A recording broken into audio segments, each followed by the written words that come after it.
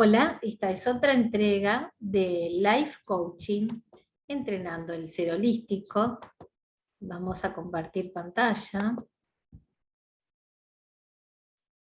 Como siempre les digo, bienvenidos a la clase de hoy de Life Coaching, entrenando el ser holístico. Sé tu versión de excelencia. Feliz coaching. Y hoy vamos a ver la distinción, el miedo. ¿Sabías que el miedo se puede tomar como recurso y lo podemos gestionar? Y que es natural tener miedo y que solo se ha impuesto socialmente como un tabú, como que tener miedo es una creencia, que tener miedo está mal, que tener miedo es para débiles. Al final de esta clase te vas a llevar al miedo como un recurso. Entonces, tenemos esta definición. Es una señal que indica una desproporción entre la amenaza a la que nos enfrentamos y los recursos que necesitamos para resolverla. Esta definición la da Norberto Levi, psicólogo y coach. Hemos transformado al miedo en una emoción negativa. Y su naturaleza no es negativa. El miedo puede ser funcional o disfuncional. Y nuestro trabajo es reinterpretarlo. Entonces, pregúntate y pregúntale a tu coachee, a tu cliente, y ejercítate contestando estas preguntas. Reinterpretando mis recursos, resuelvo darme cuenta de qué es lo que busca el miedo en mí, en el otro. ¿Para qué aparece el miedo en mí y en el otro? ¿Qué querés que pase con ese miedo? ¿Qué decís que podés hacer y no podés lograr o hacer? ¿Qué te dice el miedo a vos? ¿Cuál es tu conversación con ese miedo? ¿En qué parte del cuerpo lo estás sintiendo? Cuando sentís miedo, ¿dónde lo ubicás? ¿Y qué te pasa por el cuerpo cuando vos sentís ese miedo? ¿Es un miedo que te paraliza o un miedo que te deja moverte, pero lentamente, sin tener un recurso a mano? Hacete todas estas preguntas. Nosotros, desde Life Coaching Entrenando el Ser Holístico, tenemos una nueva mirada, desde la mirada que tiene, por supuesto, Norberto Levi también. Hay una desproporción, ¿sí?, entre la magnitud de la amenaza física o emocional a la que nos enfrentamos y los recursos que tenemos para resolverlas. ¿A qué?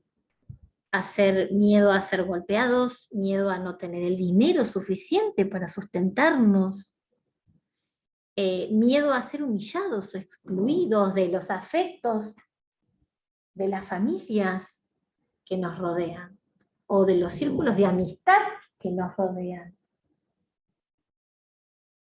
Entonces, en una escala del 1 al 10, ¿en dónde están las amenazas? ¿Y en dónde están los recursos? Bueno, yo te propongo que hagas 2 columnas y filas, ¿sí? 2 columnas y varias filas. Las filas tienen que ser del 1 al 10, y en las columnas pones miedo funcional como recurso, miedo disfuncional como amenaza o peligro. Y te preguntás, ¿dónde te encontrás en esta situación? Y contestás del 1 al 10. En el funcional tanto, en el disfuncional tanto. ¿Lo vas a gestionar a eso que te sucede o te vas a paralizar? ¿Qué estoy interpretando sobre estas amenazas? ¿Cuáles son las amenazas que me traes ahora concretamente? Le decís a tu coachee, por ejemplo, en una sesión de coaching, se lo preguntás. ¿Cuáles son los recursos que tenemos para enfrentar estas amenazas? ¿Cómo las podemos gestionar? Si sentimos amenaza, es porque consideramos que estamos en peligro. En cambio, si evaluamos según nuestro evaluador interno, obtenemos recursos, porque el que está en amenaza está temeroso. En cambio, el que evalúa los recursos, ese evaluador interno, no hace que viva en la amenaza y en el peligro y que esté temeroso. Utiliza sus recursos, gestiona.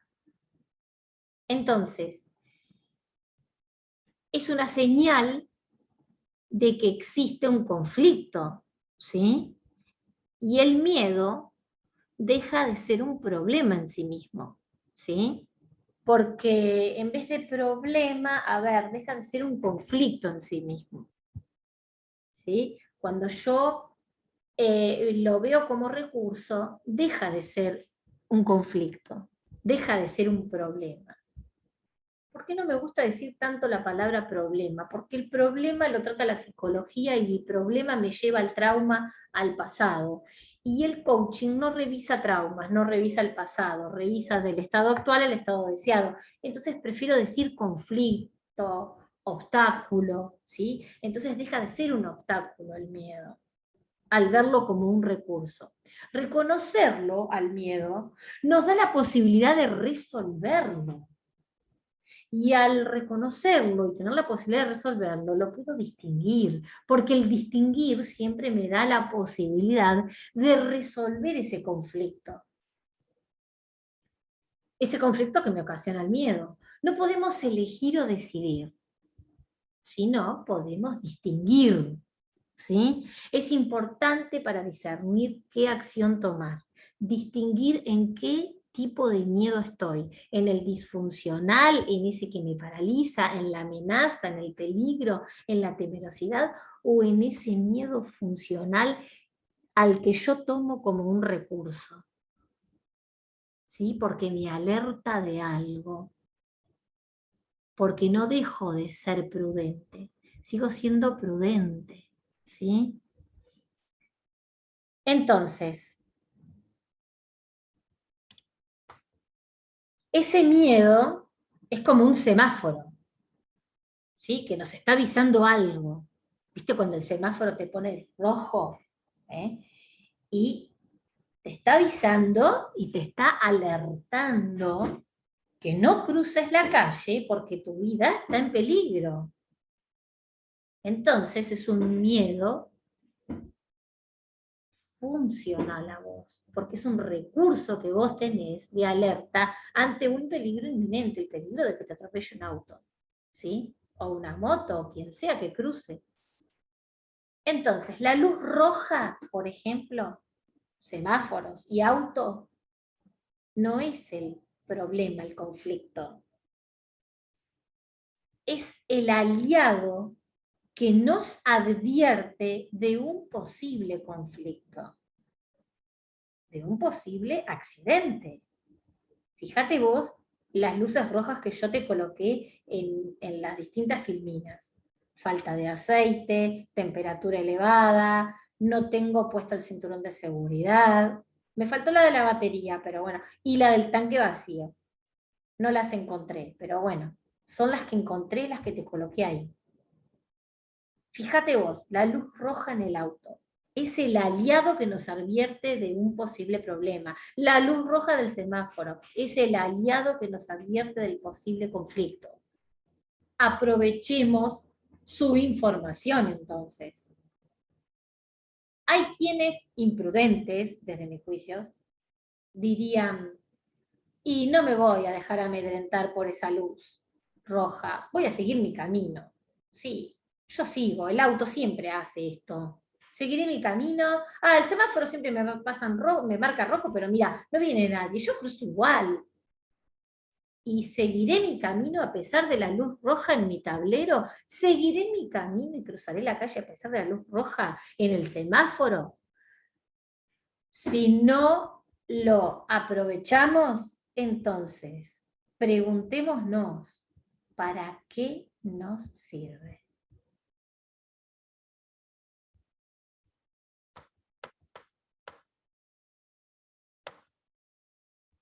Entonces, el miedo como reacción. A ver, puede ser un registro de amenaza. Hay un dominio de amenaza en el dominio del lenguaje, por ejemplo. O es una interpretación, o lo es para alguien. A ver, te aclaro esto. Si me están apuntando con un arma, no interpreto nada. Hay un dominio de amenaza en el dominio del lenguaje porque alguien me está apuntando con un arma a la cabeza, ¿sí? Si interpreto que si salgo a la calle, ahí hay una interpretación. Ahí, con el arma no puedo interpretar nada. Hay un dominio, hay una amenaza inminente, un dominio del lenguaje, ¿sí? Ahora, si interpreto que voy a salir a la calle y me va a pasar algo, ahí sí estoy interpretando. Porque ahí no hay una amenaza inminente, no hay un peligro inminente. Ahí estoy interpretando. Para mí es eso, que si salgo a la calle me va a pasar algo. ¿Sí? ¿Se entiende? Ese es el registro de la amenaza. Hay un dominio de amenaza en el dominio del lenguaje. Me están apuntando con un arma a la cabeza. Chan. Otro punto. La reacción de miedo en el dominio corporal. ¿Cómo actúa la reacción de miedo en el dominio corporal? Y el aspecto es el aspecto del temeroso, ¿sí? Es tan importante el trato o el maltrato que reciba de los seres humanos, de su modo externo, como el que recibe de los otros aspectos interiores. La pregunta, ¿cómo vamos a recibir ese miedo? ¿A dónde? ¿En qué parte del cuerpo se va a ubicar o alojar? Ese es el dominio corporal del miedo, ¿sí? Entonces, debemos identificar, registrar, en qué parte del cuerpo se aloja, se ubica. Y después se han realizado varios experimentos, entre ellos un experimento que se realizó con varios seres humanos, 103 personas en total, fue un científico finlandés, y el experimento consistía en que dos grupos de estos 103, de estas 103 personas debían lograr localizar en qué parte de su cuerpo estaban alojadas sus emociones. Y dividieron a estos 103 en dos grupos. Entre el primer grupo encontraron ira, tristeza, alegría, asco, miedo. En el otro grupo, orgullo, vergüenza, humillación, rabia, impotencia. Los dividieron así. Entonces, le pidieron a los grupos que utilizaran con rojo el de mayor sensación, el lugar de mayor impacto. ¿En qué emociones se albergaba? Si en el primer grupo o en el segundo grupo. Y con azul el de menor impacto corporal. Estas personas crearon el mismo mapa de sensaciones e impacto emocional. Ubicaron al miedo en la panza, en las piernas, exactamente ¿dónde? En las rodillas. Cuando tenemos miedo nos tiemblan las piernas. En la panza, cuando tenemos miedo, nos da diarrea seguramente, cólicos. En la parte baja de la espalda, soy testigo de eso, estuve paralizada 6 veces por la parte baja de mi espalda, se me deshidrataron varios discos, tengo discos deshidratados en las lumbares y tengo rectificación lumbar, cosa que no puedo estar parada mucho tiempo, el miedo se aloja ahí, en la cabeza, jaquecas, dolores de cabeza, tremendos dolores de cabeza, bueno, y al identificarlo en el cuerpo, podemos preguntarnos, ¿para qué aparece? ¿Qué es lo que tengo que identificar yo ahí? ¿Para qué aparece ese síntoma, ese dolor ahí? ¿Eh? Porque eso es miedo. ¿Para qué aparece ese miedo ahí? ¿Para qué aparece mi pregunta? Como tercer punto, en esta filmina, tenemos la respuesta, la reacción del miedo en el dominio emocional, lo que se llama respuesta interior a la reacción del miedo. en las segundas emociones. Ellas son vergüenza, humillación, rabia, impotencia, que atenuarán o agravarán el miedo original, ¿sí? O sea, de tal emoción básica surge la humillación, de tal emoción básica surge la vergüenza, de tal emoción básica del enojo surge la rabia, de la tristeza surge la humillación, ¿sí? Y así. Del asco surge la impotencia, del enojo también surge impotencia, de la tristeza surge vergüenza y así, ¿sí? ¿Se entiende los tres dominios que abarca y cómo es la reacción?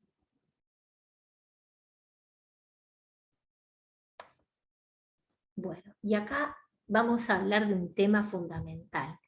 Según las creencias que nos generan miedo, esas creencias ancestrales, esas creencias de nuestros abuelos y padres que nos han heredado mediante patrones mentales, esas creencias de niños que hemos escuchado.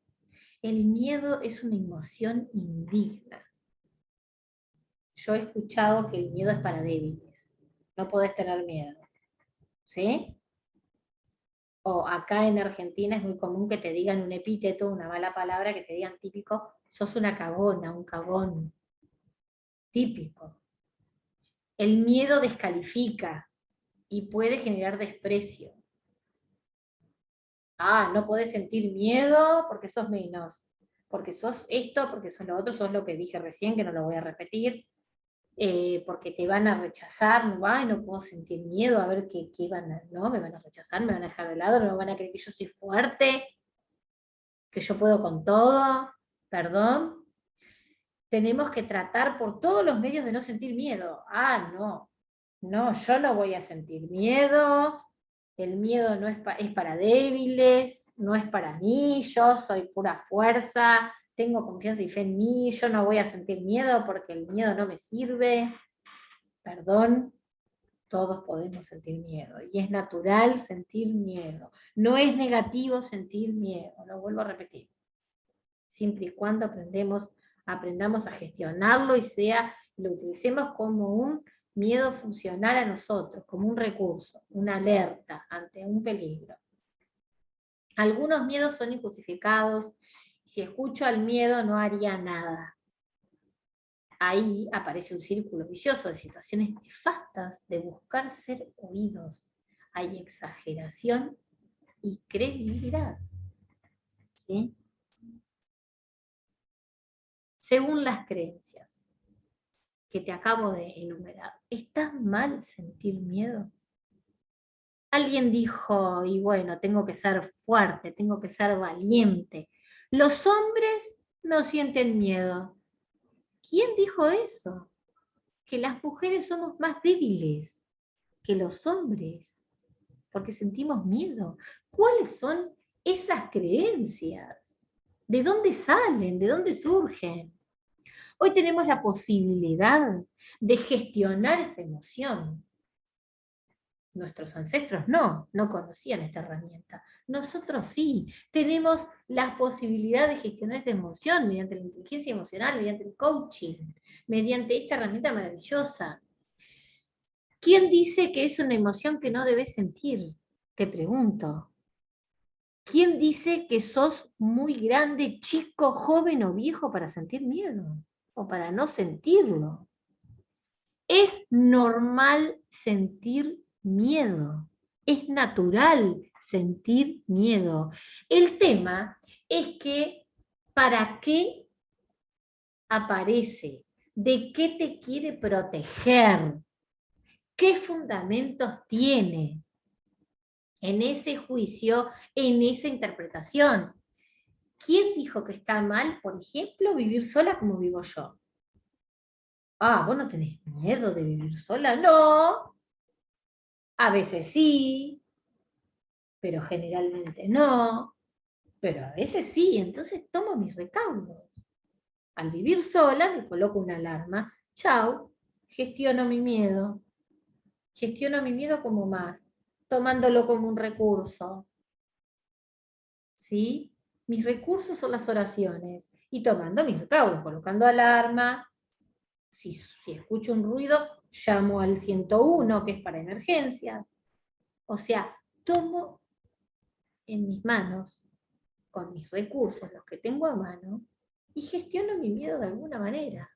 Entonces, ¿cuál es la conversación que tiene el que te dice te vas a quedar sola y te dice tenés miedo de vivir sola? ¿Cuál es su conversación interna? ¿De dónde trae todo eso? ¿De dónde salen esos juicios? Seguramente de sus propias creencias. Seguramente.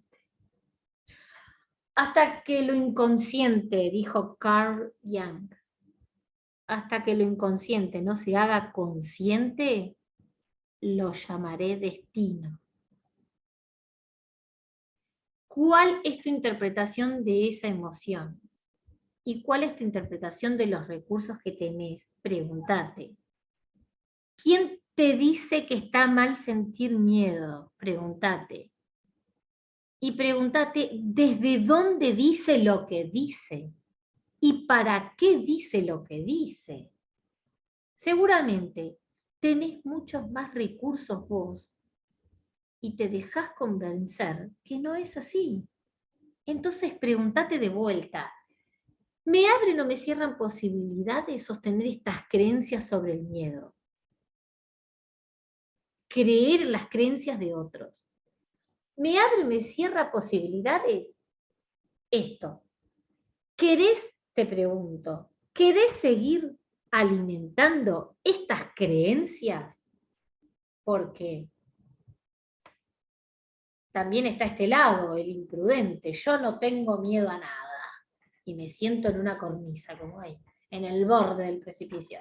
Yo no tengo miedo a nada. Es una señal. Yo no tengo miedo a la muerte. ¿Cuántas veces escuchaste a la gente que te dice, yo no tengo miedo a la muerte? Ah, no, yo no le tengo miedo a la muerte. ¿Cuántas veces escuchaste, yo no tengo miedo a nada? Es una señal de estar anestesiado, de no valorar la vida, de no tener y no darle valor agregado a tu vida, de no valorar tu existencia, de no valorar tu ser, de no valorar tus afectos. Es una señal, el yo no tengo miedo, de seguir, de estar anestesiado, sin darme cuenta que tengo recursos. Yo lo llamo insensatez humana, imprudencia. Estuve un tiempo ahí y lo reconozco.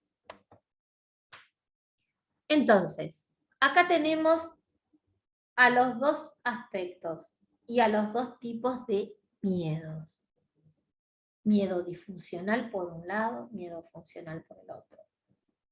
Y tenemos cómo se comporta desde el habla, la escucha, corporalidad, otras emociones y desde el compromiso. Entonces, desde el habla, en el miedo disfuncional, el aspecto juzgador juzga, el aspecto temeroso juzga y ordena. En el miedo funcional, indaga para ofrecer, pide y promete. Desde la escucha, el aspecto juzgador juzga al miedoso. El aspecto temeroso juzga al juzgador. ¿Y qué hace el miedo funcional? Ese que tomás como recurso. Tiene una escucha recreativa y comprometida. En los otros aspectos no hay ese tipo de escucha. Seguramente hay mucha conversación interna, hay escucha previa, seguramente. O escucha semi-empática, digamos, ni tan empática. Empática para juzgar al jugador, sí. Entonces, desde la corporalidad, el aspecto juzgador, en el aspecto juzgador hay un exceso de resolución, un déficit de flexibilidad. Y en el aspecto temeroso hay un exceso de apertura, un déficit de resolución. Está muy abierto, pero no puede resolver. ¿Sí? Entonces, en el aspecto del miedo funcional, desde la corporalidad resuelve, está flexible, tiene la apertura suficiente y necesaria para gestionar ese miedo. ¿Sí?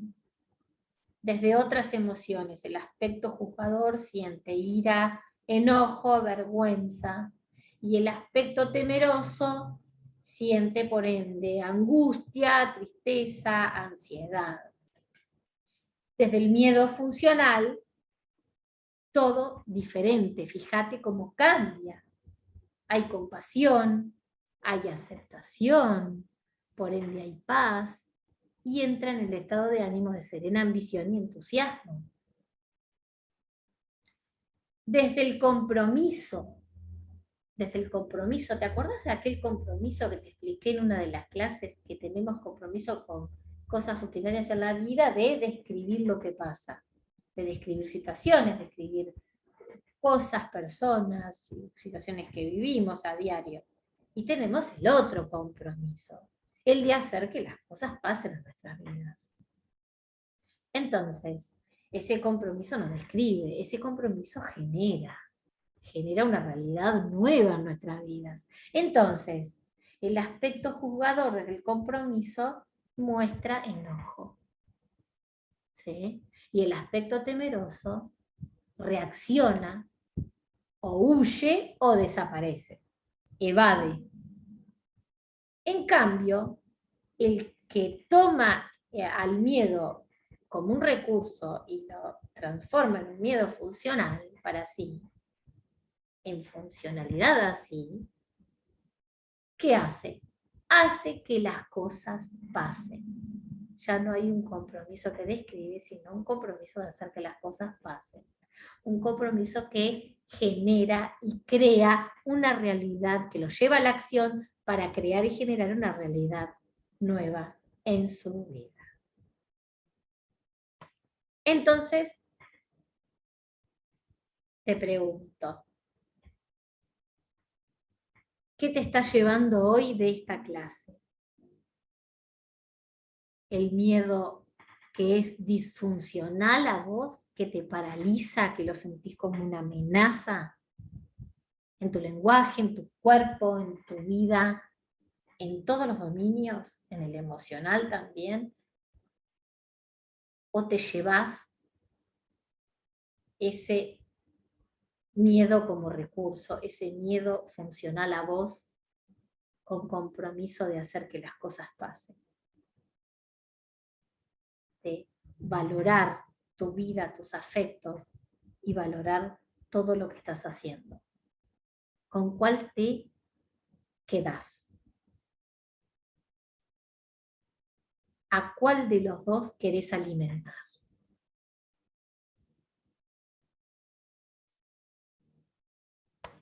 Feliz presente